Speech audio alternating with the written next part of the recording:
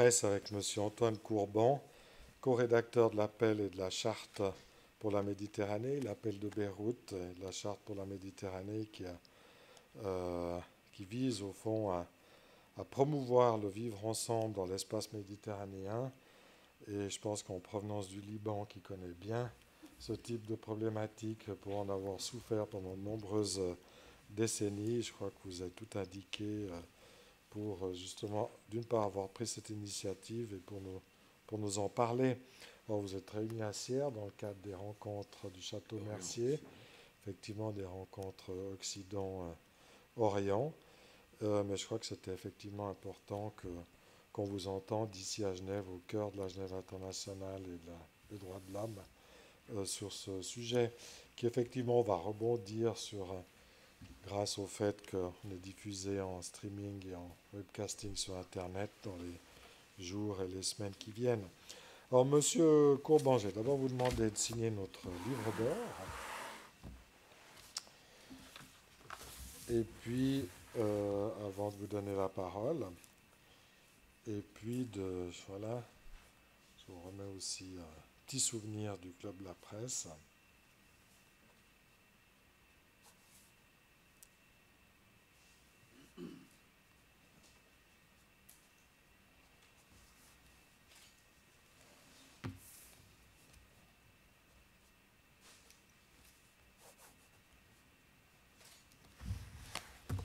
Un petit souvenir, voilà.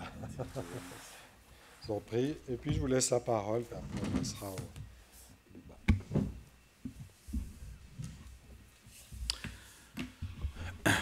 débat. D'abord, je vous remercie de m'accueillir à cette tribune prestigieuse.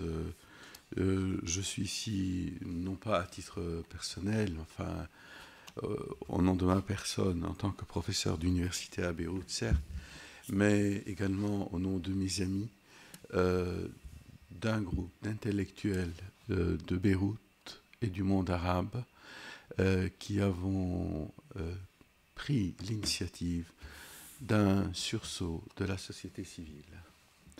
Donc cet appel de Beyrouth pour une charte d'une Méditerranée du vivre ensemble est une initiative de la société civile et où chacun agit en son nom personnel. Ce sont des individus, des personnes physiques et non des personnes morales. Mais cet appel que nous avons lancé tout récemment, n'est-ce pas, vient en fait, c'est un aboutissement à des initiatives prises antérieurement, de multiples autres initiatives, dont cette année même, il y a quelques mois, M. Samir Frangier de Beyrouth avait lancé dans le cadre de rencontres, mais plus à caractère de rencontres à caractère intercommunautaire ou de dialogue interreligieux, les rencontres de Saïd et Tel Jabal, avait lancé un appel pour un renouveau chrétien. Mais ici, pour un renouveau chrétien, il ne s'agit pas du tout d'un renouveau chrétien au sens religieux ou confessionnel du terme, mais étant donné disons, le discours tenu autour des chrétientés orientales, où tout le monde semble se préoccuper de leur sort en tant que minorité, ou bien encore d'autres encore annoncent leur fin imminente ou proche ou... Donc, M.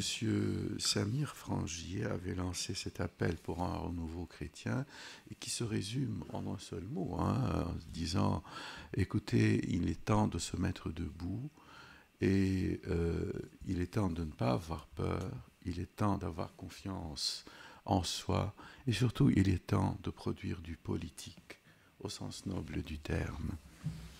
Alors, l'appel de Beyrouth pour une charte d'une Méditerranée du vivre ensemble vient en fait, cette initiative vient après la goutte d'eau qui a fait déborder le vase, et cette goutte d'eau, ce furent les attentats de Paris suivi des attentats de Bruxelles.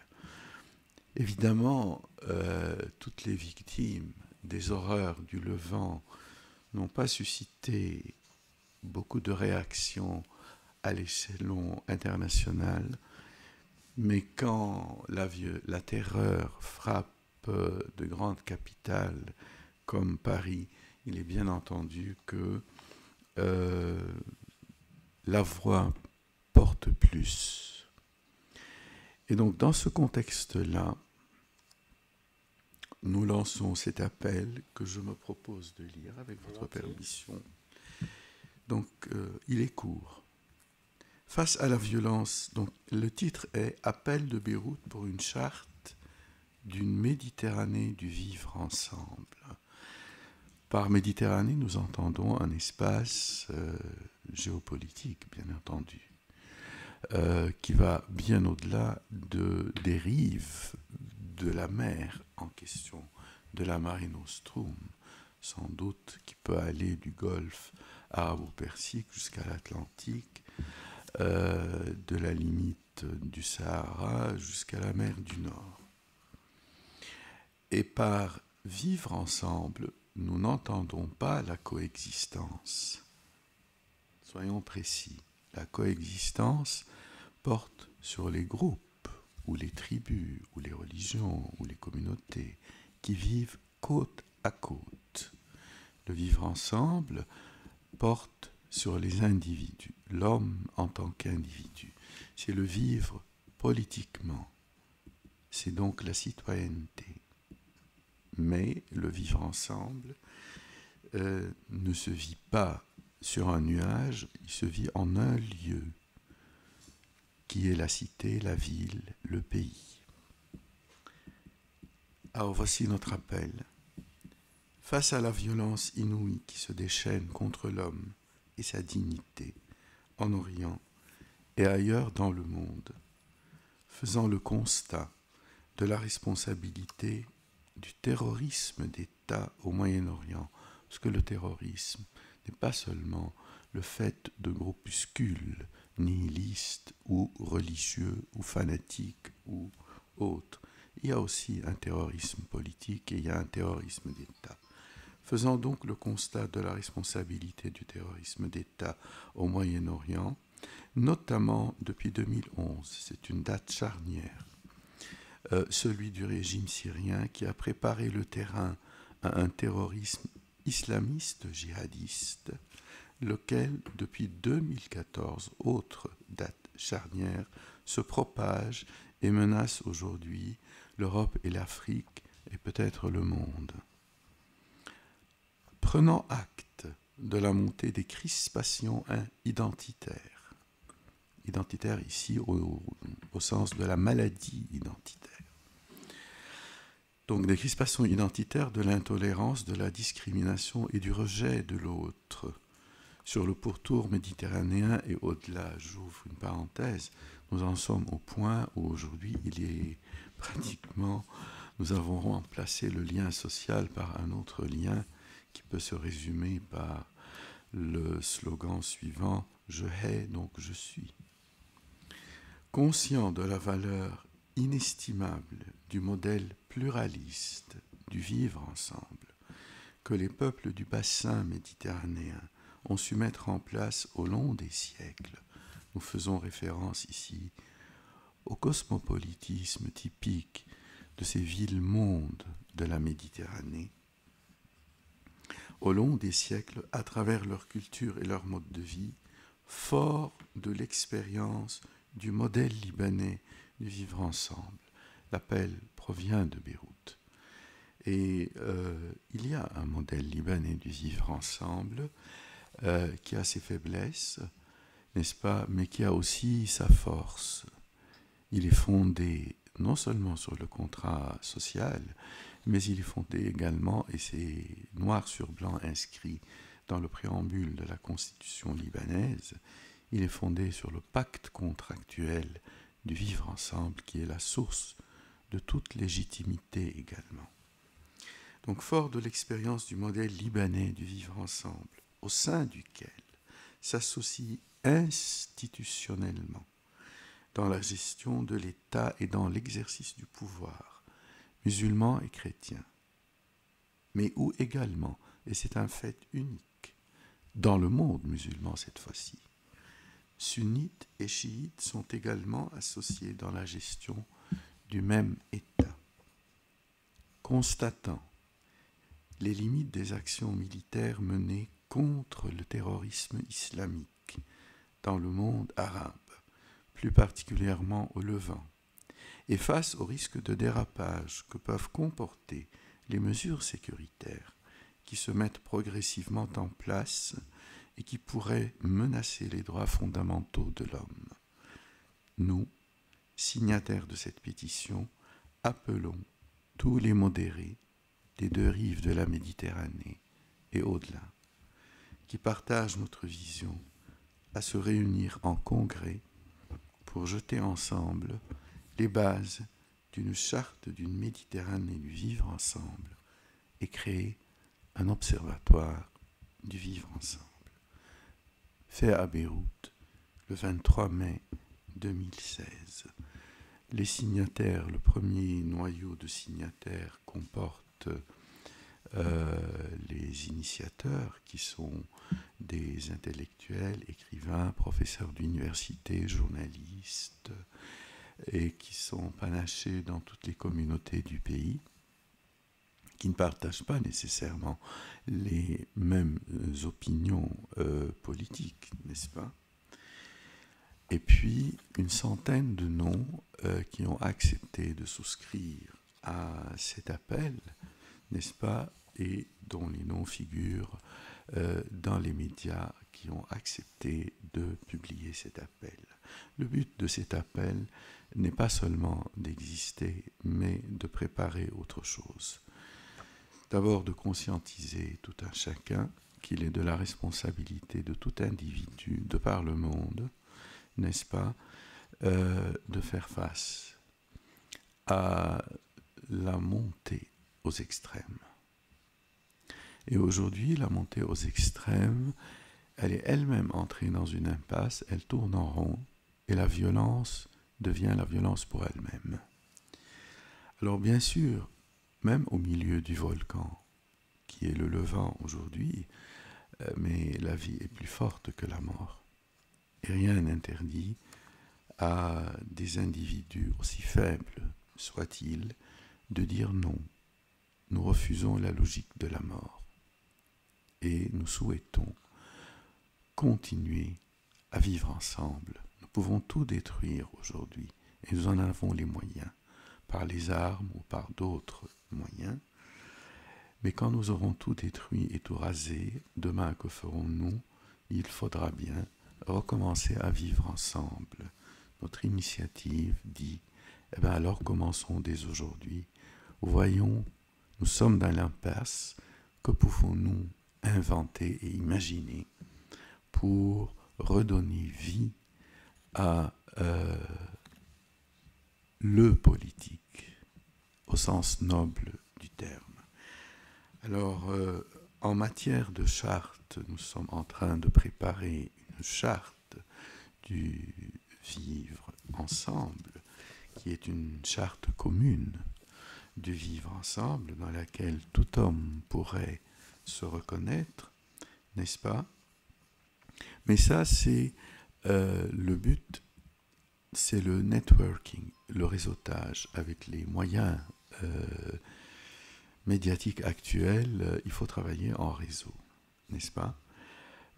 L'autre volet du but de ce sursaut de la société civile, c'est en faisant ce réseautage, de pouvoir, à un moment donné, influencer sur la décision politique, voire forcer la main aux politiques, n'est-ce pas, où qu'ils soient, mais surtout sur le pourtour méditerranéen, et initier non pas un nouveau processus de Barcelone qui a échoué, ni même une union pour la Méditerranée, mais peut-être un partenariat que nous espérons beaucoup plus large, où les hommes de bonne volonté, mais les politiques aussi, du Golfe à l'Atlantique. Il y a de l'argent, il y a des capacités humaines, peut-être imaginer un partenariat, un plan Marshall, une autre formule pour reconstruire le Levant, reconstruire les relations entre les hommes, donc ça a plusieurs volets tout cela, et faire en sorte que cette Méditerranée, qui est notre mer à tous, demeure une mer ouverte de civilisation et de culture, et ne soit pas un lac fermé d'un continent. Voilà. Merci beaucoup pour cette introduction. Effectivement, je crois que c'est tout à fait important aussi. Vous avez bien fait de lire la charte également. Peut-être une idée, puisqu'ici on est moins familier avec la réalité libanaise. Donc effectivement, vous disiez que c'était une initiative de Samir Frangier. Les autres groupes, qui sont un peu les signataires ou le profil des signataires? Est-ce que c'est seulement des chrétiens? Est-ce que c'est... Je vais vous dire les noms. Oui, enfin... Enfin, il y a des Mustapha, des Sami, des Hassan, il y a des Antoine, des Chaouki, des Hussein, ce sont des Samir, voilà, les noms sont là. Alors, le profil en général, il y a des écrivains, d'accord, ouais. Et il y a des professeurs d'université comme moi. Il y a des journalistes, il y a pas mal de journalistes, surtout de la presse arabe, n'est-ce pas? Il y a des chrétiens, bien entendu, il y a des musulmans de toute obédience, n'est-ce pas? Il n'y a pas de juifs, parce que la communauté juive libanaise est réduite à une peau de chagrin aujourd'hui, même si la grande synagogue de Beyrouth a été entièrement restaurée, n'est-ce pas? Mais enfin, si chrétiens il y a, ce sont des chrétiens qui refusent la réaction minoritaire, soyons précis. Donc ils ne se sentent pas comme une minorité et qui refusent de tenir le discours victimaire. D'accord. Ça c'est clair. Et qui savent, comme le rappelle d'ailleurs Samir Frangier dans son appel pour un renouveau chrétien, il rappelle par exemple que dans une déclaration que les différentes églises, les différentes chrétientés du Moyen-Orient avaient lancé il y a quelques années déjà, nous faisons partie intégrante en Orient. Et là, il parle dans son appel pour un renouveau chrétien, dont il rappelle le texte de ces églises, la déclaration commune. Nous faisons partie intégrante de l'identité culturelle des musulmans, de la même manière que ces derniers font partie intégrante de l'identité culturelle des chrétiens. C'est-à-dire en moi, de famille chrétienne, citoyen libanais, mais également citoyen belge, il y a une part du musulman. Et idem dans mon concitoyen musulman. Et c'est peut-être ça l'originalité du Levant. En dépit du fait, je pense que ceci peut être parfaitement compris en Suisse, où les différentes composantes de la Suisse se sont longuement fait la guerre avant de vivre ensemble. Tout à fait. Je ne veux pas focaliser non plus sur les chrétiens, mais pourquoi en fait vous vous distanciez des chrétiens victimaires, entre guillemets, parce qu'il y a quand même une réalité. Ici, on a reçu quand même pas mal de gens aussi victimes, enfin qui se souciaient quand même des sorts des chrétiens, notamment en Syrie, où ils se sentaient non seulement menacés, mais carrément tués. Etc. Enfin, juste pour comprendre. Voilà, alors, je crois que c'est important. Voilà, non, préciser sans discriminer. Non, on ne discrimine pas. Ouais, mais disons que nous sommes à Beyrouth. Ouais. dans une société extrêmement composite et plurielle. Il y a des communautés chrétiennes et non chrétiennes d'ailleurs, hein, Oui, bien sûr. qui sont menacées. On tue beaucoup plus de la majorité, en nombre, disons.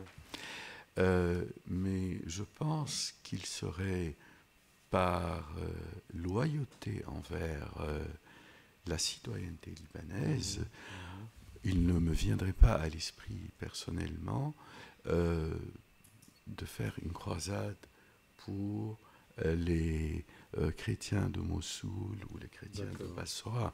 Par contre, je suis solidaire avec eux en tant que victime. Et alors, au nom sans doute d'une solidarité naturelle chrétienne, bien, nous leur apportons toute l'aide. Mais politiquement parlant, nous prenons de la distance vis-à-vis du discours victimaire, parce qu'à ce moment-là, nous mettons en danger le vivre ensemble libanais lui-même. À ce moment-là, c'est Mustapha qui co-signe avec moi, qui va devenir un ennemi. D'accord. C'est important de préciser. Bien sûr. Et puis peut-être encore une autre question. Comment ça a été reçu? Quand c'est que ça a été lancé? Quel a été un peu l'accueil que vous avez reçu? Puisqu'on sait qu'au Liban, il y a effectivement, comme vous l'avez rappelé, beaucoup de communautés qui vont du Hezbollah aux chrétiens, enfin toutes les églises chrétiennes. Donc c'est très composite. Est-ce qu'il y a... Voilà. Alors, l'appel lui-même est récent, mais il a déjà eu un écho, et un écho qui nous a agréablement surpris. C'est-à-dire, il y a à peine une semaine ou 10 jours, j'avais quitté Beyrouth. C'est tenu à Beyrouth même un colloque arabe qui a lancé un appel arabe de Beyrouth pour une Méditerranée de vivre ensemble, et qui a rassemblé des éléments de la société civile d'Irak, de Palestine, de Tunisie, du Liban et de Syrie. Donc, il y a eu un colloque qui s'est tenu en la matière et qui a lancé un appel semblable. Par ailleurs,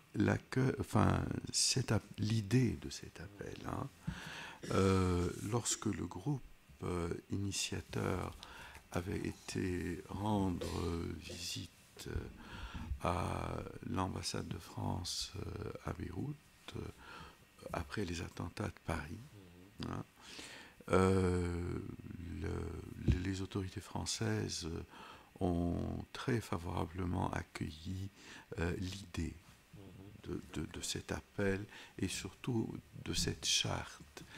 Et d'ailleurs, nous comptons organiser, soit à Paris, soit à Marseille, soit ailleurs, en tout cas, ce qui constitue un tremplin international beaucoup plus important, un congrès international justement pour parler de la modération.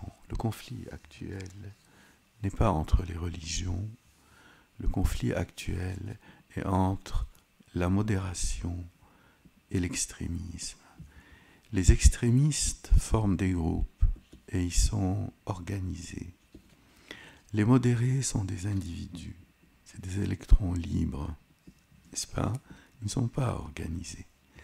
Mais aujourd'hui, avec la mondialisation et surtout les moyens médiatiques, les modérés peuvent se solidariser et leur opinion compte. Et nous espérons que par ce biais, n'est-ce pas, les hommes politiques entendront l'appel de la modération. En tout cas, sauront prendre les décisions idoines en la matière. Parce que le conflit militaire, et il est là, nous sommes en plein conflit. Et dans un conflit, mon Dieu, l'ennemi doit être traité en ennemi. Mais l'ennemi n'est pas une religion. D'accord, merci. Je ne sais pas s'il y a quelqu'un qui souhaite intervenir ou faire une remarque ou poser une question, il faut appuyer sur le bouton. Ouais. Voilà, je suis Taoufik Chama, je suis humanitaire, je suis médecin suisse et syrien. Je travaille avec l'Union des organisations de soins et secours médicaux. Et j'étais très intéressé par l'annonce qui m'est arrivée par l'intermédiaire des amis. Je m'attendais à ce qu'il y ait une plus grande présence de la société civile à Genève. Hélas, je pense qu'il n'y avait pas eu de communication en temps réel. Je suis venu à la dernière minute, je l'ai reçu hier. Je pense que le thème est très très important et on en a besoin. Le dialogue doit s'installer et la collaboration entre modérés doit se faire, surtout autour de la Méditerranée. Effectivement, c'est vraiment l'avenir de toute la région qui se joue. On le sent, nous qui travaillons dans l'humanitaire depuis 2011, l'humanitaire médical. Et c'est très important ce que vous avez souligné, qu'il ne faut pas lui donner une portée identitaire, qu'il soit relié à la communauté chrétienne, à une menace d'extinction de la communauté chrétienne. On le ressent effectivement, c'est menaçant, mais malheureusement, ce qui est vraiment menacé, c'est là l'objet de mon commentaire, c'est vraiment l'essence de l'humain qui est menacé au Moyen-Orient. Et on est en train de le vivre très très mal. Les générations à venir, on essaye de les regrouper autour d'un activisme de la société civile, autour de l'humanitaire, de la reconstruction, etc. Mais on aimerait bien entendre vraiment toutes les voix qui sortent du cadre de nous sommes des Kurdes, on doit s'en sortir, nous sommes des chrétiens, on doit s'en sortir. Enfin, c'est vraiment ce cheminement qui fait énormément du mal pour rallier les voix et ramener les gens à se vivre ensemble. Voilà. Oui, j'en prie. Ouais. Il faut juste... Je vais appuyer. Écoutez, mon cher confrère, parce que je suis médecin comme vous et professeur de médecine, je vous remercie. Vous prêchez à un converti. Je ne suis pas ici en tant que chrétien, certainement pas. Et je prends ma distance vis-à-vis de tout identitaire. Tout identitaire. Je suis un binational, un belgo-libanais, et tant au Liban qu'en Belgique, j'ai appris ce que signifie la pluralité conflictuelle, difficile, mais aussi la souplesse des compromis qu'il faut faire, même s'ils sont douloureux. N'est-ce pas ? C'est pour cela, je ne suis pas le seul à avoir cette attitude. Nous sommes plusieurs. Et c'est sans doute le sort des vôtres qui nous a poussés à prendre cette initiative. Sans doute Beyrouth est toujours l'ultime ville ouverte qui peut encore parler dans un monde arabe où ce sont les dictatures, n'est-ce pas, qui font le lit du djihadisme. J'aimerais bien vraiment insister sur le fait qu'il y a énormément d'intérêt pour votre initiative. Il y a beaucoup d'organisations de la société civile qui peuvent participer, qui doivent y participer. Rien que dans les négociations de Genève pour la Syrie, avec le bureau de M. de Mistura, moi j'ai participé à plusieurs séances de ce qu'on appelle la Chambre de la société civile, qui représente entre 20 et 25 organisations de la société civile qui œuvrent à l'intérieur de la Syrie pour alléger la souffrance des civils, durant cette guerre. Parmi ces organisations, donc ces ONG, il y a beaucoup qui s'intéressent à ce thème. Je pense qu'ils ne sont pas du tout, soit pas au courant, soit ils n'ont pas eu l'occasion de se faire inclure. Je vous propose vivement d'élargir le spectre, de vraiment ouvrir l'éventail, d'essayer d'inclure des acteurs sur le terrain, en Syrie, au Liban, en Irak, voilà, dans toute la région. Je pense comme ça. Je connais beaucoup de monde à Genève qui travaille. Rien que l'appel de Genève, Geneva Call, comme organisation qui œuvre dans l'ensemble de la région pour atténuer l'agressivité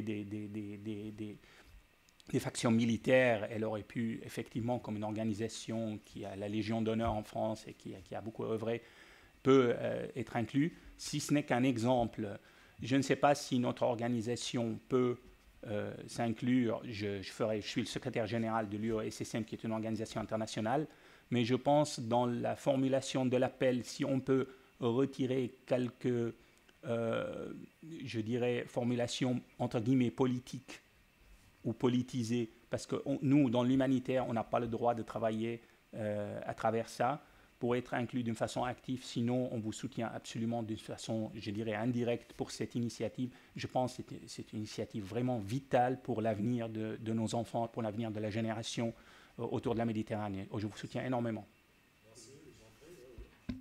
Bien sûr, bien sûr. Oui, nous ne sommes pas une organisation, nous ne sommes pas un parti politique, nous sommes un groupe de citoyens. Et nous nous adressons à l'individu. Et non pas aux personnalités morales. Alors, les signatures sont ouvertes sur Internet. Il suffit de rentrer change.org, où vous signez. Maintenant, pour la suite des événements, vous pouvez faire un appel dans ce sens. Des organisations arabes de la société civile ont fait un appel dans ce sens. Vous pouvez faire ici à Genève un appel dans ce sens. Ou en tout cas dans cet esprit, ou dans la suite, il vous appartient à vous d'être un écho à l'initiative que nous avons prise, n'est-ce pas? Mais nous ne sommes pas une organisation politique. Nous souhaitons redonner ces lettres de noblesse aux politiques, surtout au Levant. Ça fait 50 ans que le politique a été piétiné par la botte, militaire ou autre. Et donc, redonner vie aux politiques. Voilà, c'est tout. Très bien. Merci beaucoup. Est-ce qu'il y a encore une autre intervention? Est-ce que quelqu'un souhaite effectivement intervenir? Peut-être. Effectivement, ouais, donc là, c'est parti du Liban. Là, vous êtes à Genève. Aussi pour faire écho à la question de monsieur, vous avez dit qu'en Tunisie, donc l'idée c'est de...